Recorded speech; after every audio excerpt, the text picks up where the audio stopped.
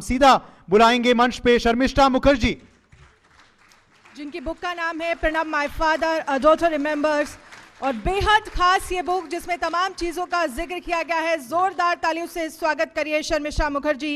और इस सेशन को होस्ट करेंगी मेरी सहयोगी प्रिया Sehgal. Thank you, Uday and Ananya. And welcome, Sharmishta ji, for this, to coming and joining us on India News Munch. And I also want to congratulate you on your book. I have it with me, A Daughter Remembers. She's written a book on Pranav, my father. This is a book that she's written from Pranav Mukherjee की diaries से, जो इनको 51 diaries हैं मिली हैं, और उन्होंने, as we all know, Pranab Mukherjee रोज़ अपने रात को एक डायरी लिखते थे। So it's a political career के जो इनके इनर मोस्ट थॉट्स हैं, जिन लोगों को प्रणब दा की याद आती है वो तो 100% ये किताब पढ़ें, लेकिन ऑल्सो जिनको पॉलिटिकल हैपनिंग्स के लिए, as a political student also, I would really recommend this book. And thank you Sharmishtha for bringing this book. Thank you, Priya, for your such kind words.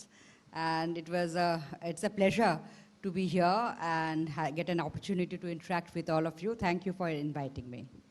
Thank you for being here.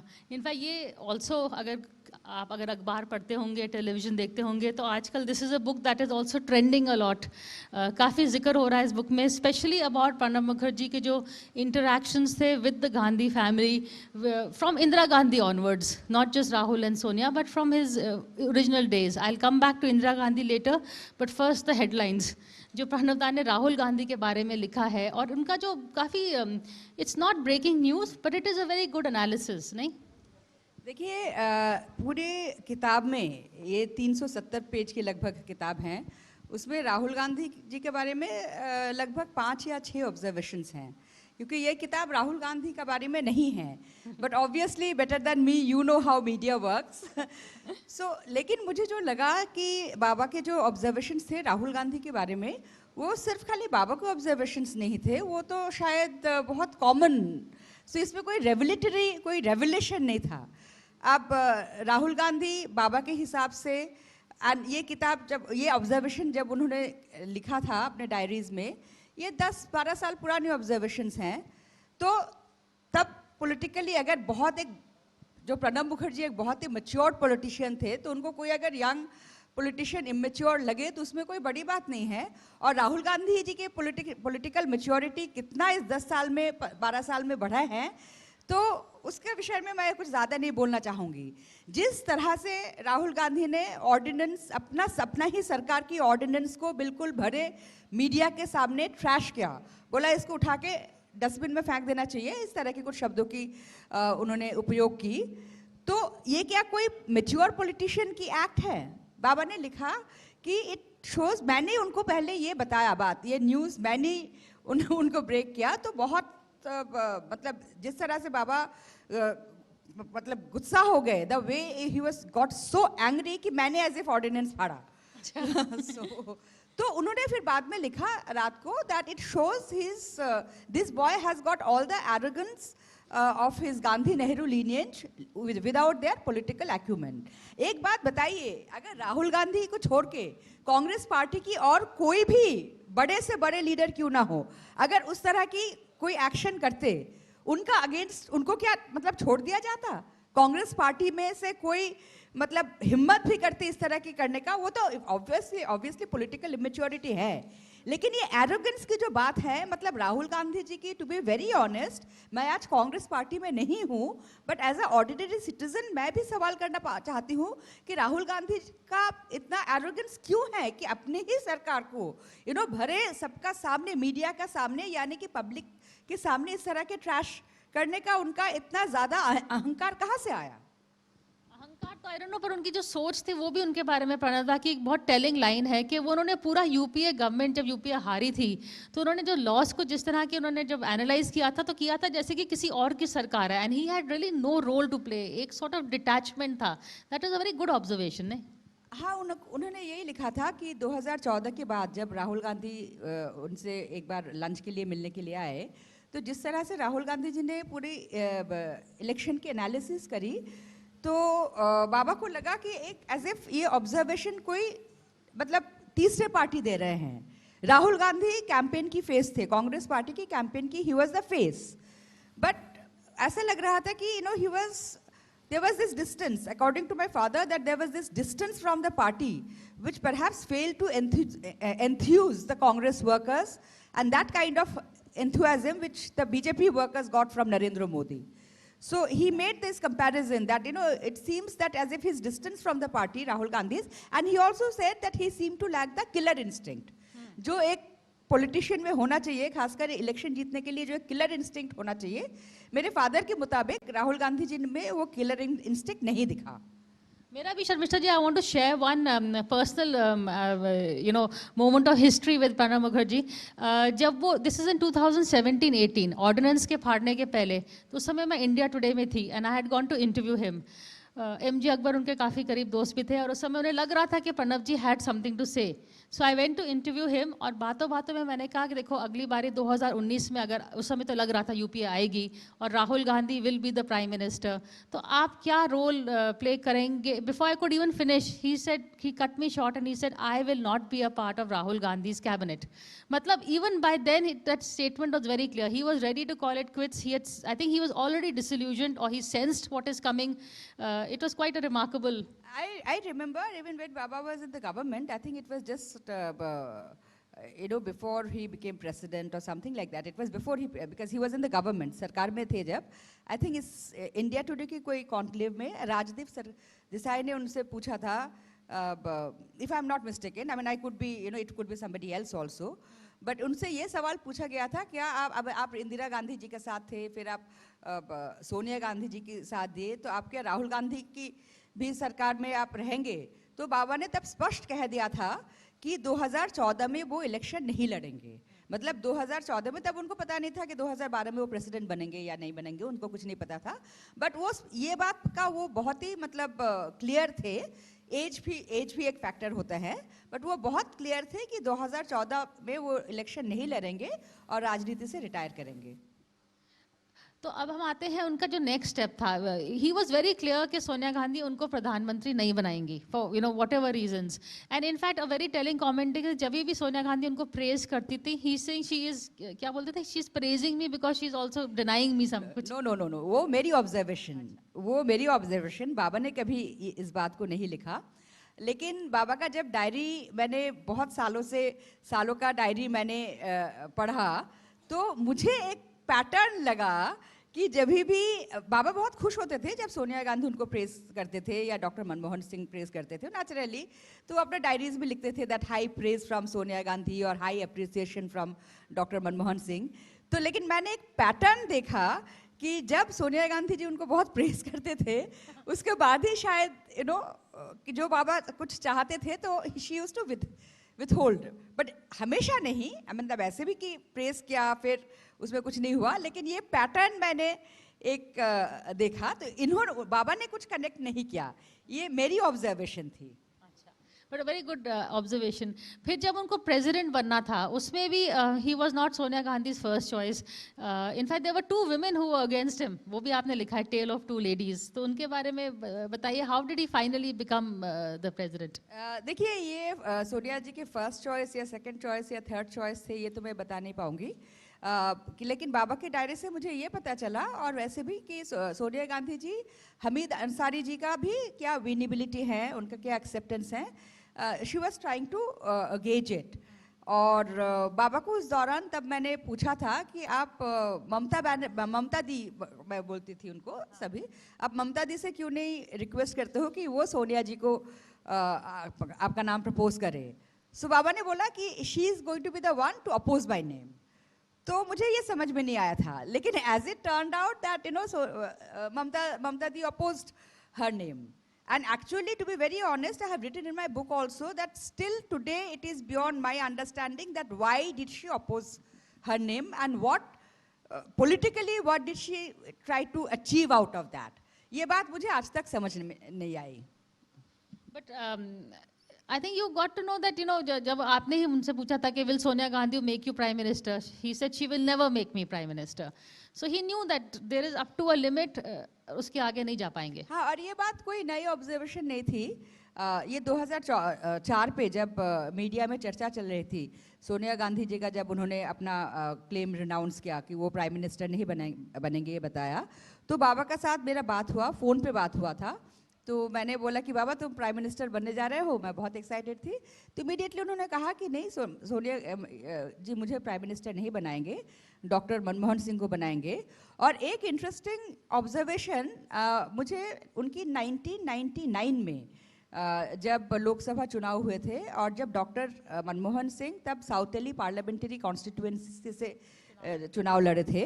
So at that time he noted in his diary that Dr. Singh is contesting from South Delhi and most probably he will win. And he is the, like in case of a Congress win, he is the likely PM candidate. तो 1999 में भी उनको पता था अगर कांग्रेस चुनाव जीतेगा तो doctor Manmohan Singh prime ministerial candidate हैं। तो इसलिए 2004 में मुझे नहीं लगता कि उनको ऐसा कोई एक्सपेक्टेशन था कि उन्हें प्राइम मिनिस्टर बनाया जाएगा। थोड़ा सा about Narasimha Rao and his equation, आपने बाबरी मस्जिद डेमोलिशन के बारे में भी लिखा है एंड उनके बाद जो डैमेज कंट्रोल उनको करना पड़ा, he was you know what were his feelings at that time and what happened then? देखिए बाबा ने पब्लिकली नरसिम्हा राव जी को सपोर्ट किया और उन्होंने कहा कि ये जो डिसीजन है, ये जो रिस्पॉन्सिबिलिटी है, ये पूरी सरकार की, पूरी कैबिनेट की रिस्पॉन्सिबिलिटी है। आप खाली प्राइम मिनिस्टर या होम मिनिस्टर को आप दोष नहीं दे पाते। और उन्होंने ये भी कहा कि तब प्रेसिडेंट रूल करना इन एंटिसिपेशन कि लॉ एंड ऑर्डर प्रॉब्लम हो सकता है, उसका एंटिसिपेशन में अगर आप प्रेसिडेंट रूल करो। और नरसिम्हा राव की सरकार जो थी वो माइनॉरिटी गवर्नमेंट थी, तो उसके लिए शायद मुश्किल था। लेकिन उनकी डायरी में, बाबा प्राइवेटली उनके डायरी में और उससे पता चला, और डायरी में ये भी लिखा था कि प्राइवेटली उन्होंने पीवी नरसिम्हा राव जी को बहुत क्लियरली बोला कि ये आपकी जो मतलब कुछ नहीं करने का कुछ एक्शन, इसको प्रिवेंट करने के लिए आपने जो नहीं लिया, ये बहुत गलत बात है। And he said, you know, he spoke his mind with PV Narasimha Rao and he told him very firmly that, you know, he should have taken a far stronger action. And he also wrote that, you know, PV was I mean, he used to call him PV, that PV was sitting there without uttering a word. He said, I felt both sad and sorry for him, but I had to say whatever I had to say. Which is, you know, unlike a lot of Congress politicians who said publicly rather than privately what they said, you know, he was not... I think my father was opposite, and throughout his diaries, you know, starting from Indira Gandhi's time, you know, I have seen until the very last day of his government, in the party forum, whether it's CWC meetings, whether it's parliamentary committee meeting or any other, within party forum, he would very strongly, you know, he would put forward his view very openly, very strongly, and उनका एक favorite phrase था firmly and frankly. I gave my views firmly and frankly. लेकिन अगर कोई भी decision party में एक बार तय हो जाए और अगर वो अपने उनके व्यूज का कॉन्ट्ररी भी रहे, पब्लिक में वो हमेशा पार्टी लाइन से एक लाइन भी, एक मतलब थोड़ा सा भी इधर उधर नहीं हुए। And his equation with Indira Gandhi, that is I found very interesting because उन्होंने कोई उनकी जो mentor होंगी, उन्होंने party politics सीखी, it was with Indira Gandhi. Tell us a bit about the equation they had. Yeah, my father always stated publicly, privately, at every occasion that wherever he had reached in his life, it was all because of Indira Gandhi, who was a mentor to him. And starting from politics to diplomacy to how to dress formally, to how to behave in parliament, you know, the parliamentary decorum, how to talk to people. I mean, I think, you know, everything Indira ji taught. बहुत अच्छे किस्से हैं, वो बताइए। एक जब उन्होंने bush shirt पहनी थी और दूसरा जब पार्लियामेंट में उन्होंने किसी को टोका था। जी, तो मेरे फादर का पहले उनका आदत था कि आइदर धोती कुर्ता पहनने का, वो तो हमेशा उन्होंने अपनी आखिरी दिन तक भी वो पहनते रहे, और वो हाफ शर्ट, वो जिसको बुश शर्ट कहा जाता था, हाफ शर्ट और ट्राउजर्स पहनने की। तो एक बार मिनिस्टर बनने की बात, यंग मिनिस्टर थे, मतलब जूनियर मिनिस्टर थे, लेकिन फिर भी पीओएम में प्राइम मिनिस्टर ने उन्होंने कहा तो वो अपने बुश शर्ट और ट्राउजर पहनते हुए प्राइम मिनिस्टर के पास गए। तो प्राइम मिनिस्टर ने, इंदिरा जी ने उनको बहुत डांट लगाया और बोला कि प्रणब, आप अभी एक मिनिस्टर हो, आपको अलग अलग, यू नो, इंडस्ट्री के अलग अलग लोगों से, फॉरेन डिप्लोमेट से फॉर्मल मीटिंग्स करने पड़ेगी। I know you can't dress up, you have to dress up more formally. तो खाली ये भी नहीं, इंदिरा जी ने खुद मेरी मदर को फ़ोन करके उनको बताया कि प्रणब के लिए सूट सिलवाओ, और तब से बाबा का बंद गला सूट, आप लोगों को याद होगा, हमेशा वो कोई भी ओकेशन में अपना बंद गला सूट और पार्टी फंक्शंस में धोती कुर्ता, ये उनकी ऑफिशियल ड्रेस कोड बन गए। और एक पार्लियामेंट में एक था, एक मिस्टर भूपेश गुप्ता थे, सीपीआई की, he was a legendary parliament, तो वो बाबा को बहुत प्यार भी करते थे। लेकिन एक बार कोई हीटेड डिस्कशन में वो बाबा कुछ बोल रहे थे, तो मिस्टर गुप्ता ने इंटरवेन किया और बाबा ने बहुत रूडली उनको जवाब दिया, तो कि अभी बैठ जाइए और आपका जब समय होगा तब बोलिएगा।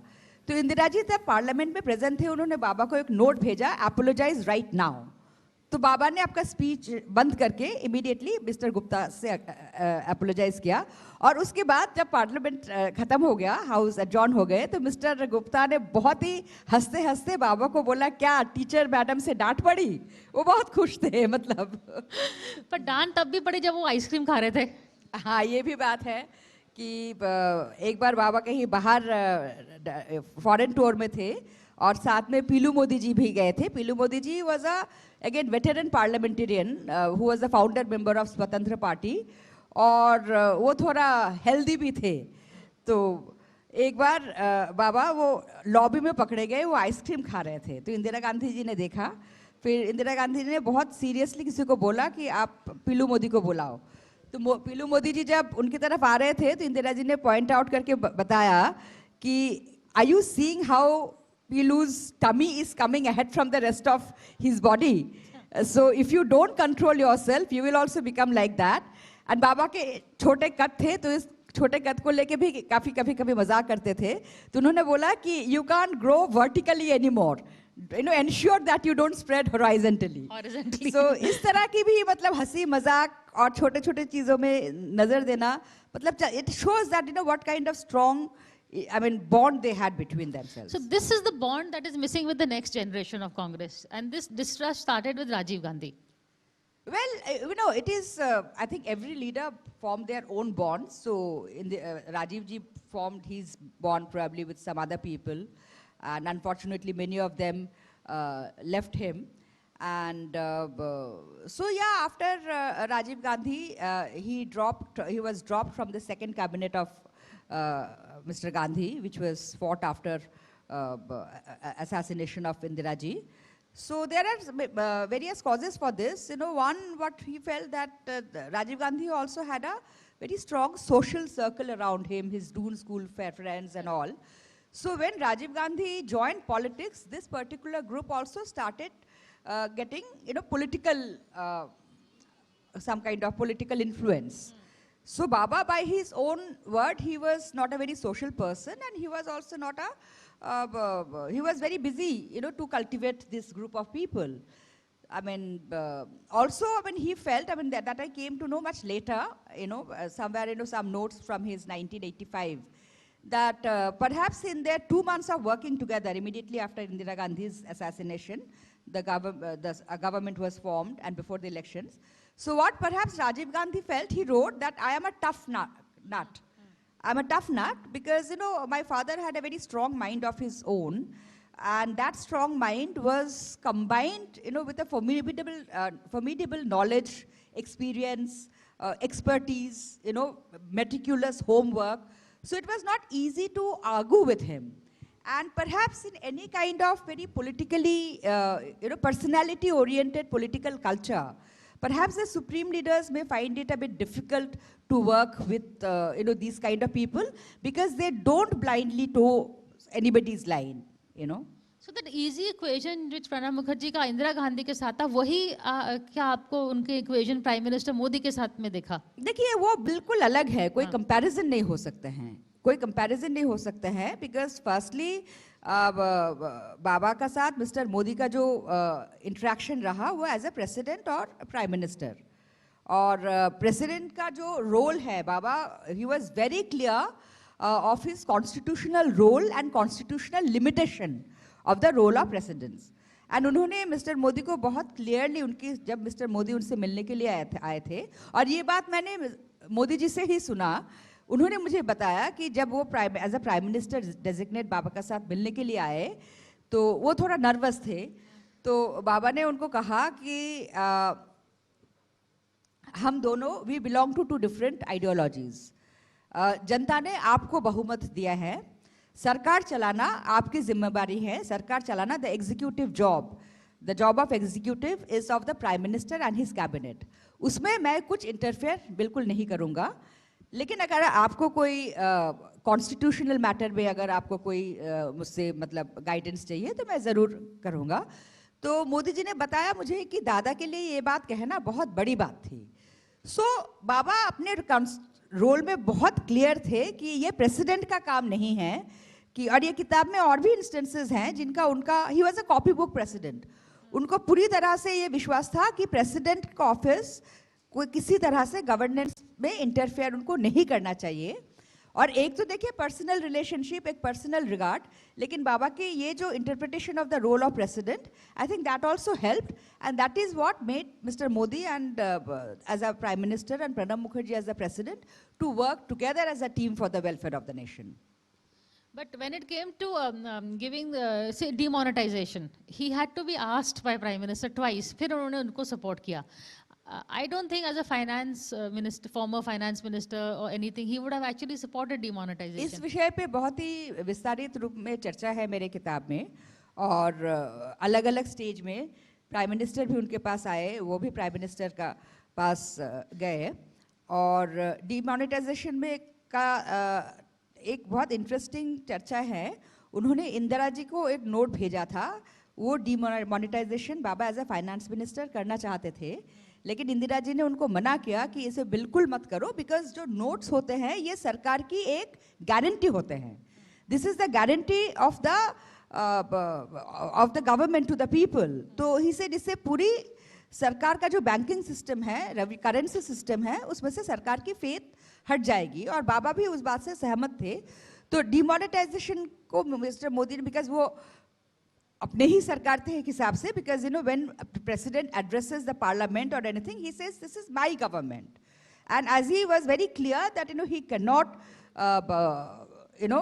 go against the government, he did not want to go against the government openly, so he supported through a tweet after the prime minister requested him.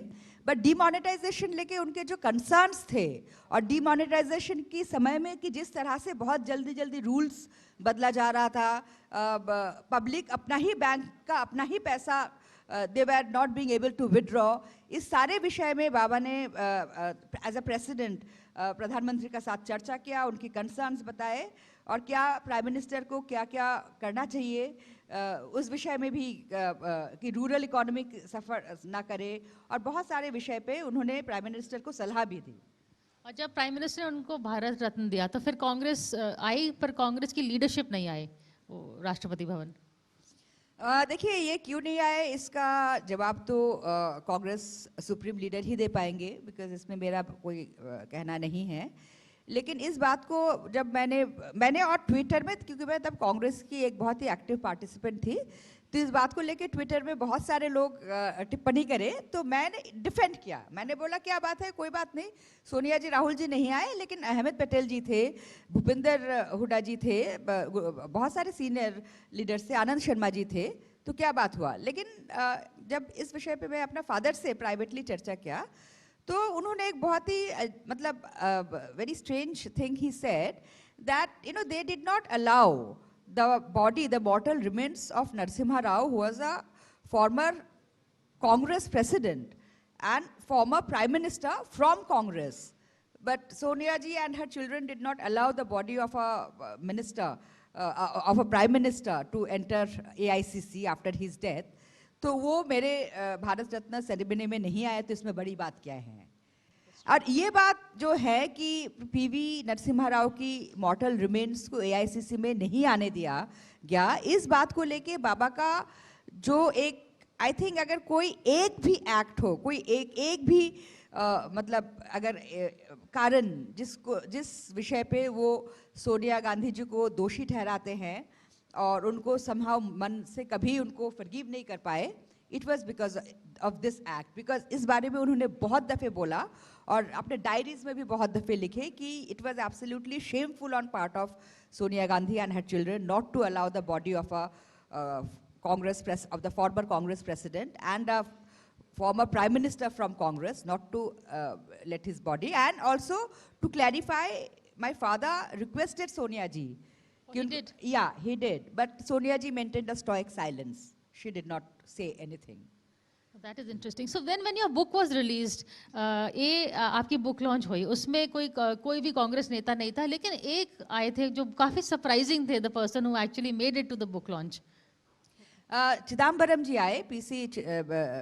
Chidambaram ji aaye, and he is a stalwart leader of Congress, my father's old colleague. But they also had a very turf war, But a you know, huge turf war. it shows, you know, in my father's diaries also I have seen that, you know, like obviously if you are working, you know, under, you know, such, for whether it's Sonia Gandhi, whether it's Dr. Manmohan Singh, whether his other colleagues, that yes, there are many instances of, you know, heated exchange of words, spark flying, cold shouldering, you know, but after some time things seem to become normal. So my father once told me that, you know, working under such high pressure and for so many years, there are bound to be differences, but difference doesn't mean conflict. And Mr. Chidambaram's coming to my book launch, it really shows that, you know, such a gracious, he shows his, you know, his grace, his class, and his magnanimity, you know, that, those kind of things, those spark flying and these things, those are actually immaterial. You know, somewhere else, you know, the human relationships, the human regards, the courtesy towards each other, and that courtesy extended to a colleague's daughter. You know, that is far more important. And I was and I am very, very, very touched by his coming. No other Congress leader came, but, you know, he really saved the day. And my father, soul, if it's there somewhere, I don't know. But Baba ke Atma bahut khush honge kyunki wo aaye. It's a touch of old world politics that unfortunately we don't see much of today. But Sharmishta Mukherjee, thank you so much for coming and talking to us. And thank you. I think a daughter not just remembers, but a daughter has also done her father proud. So thank you. Thank you so much, Congratulations. dear.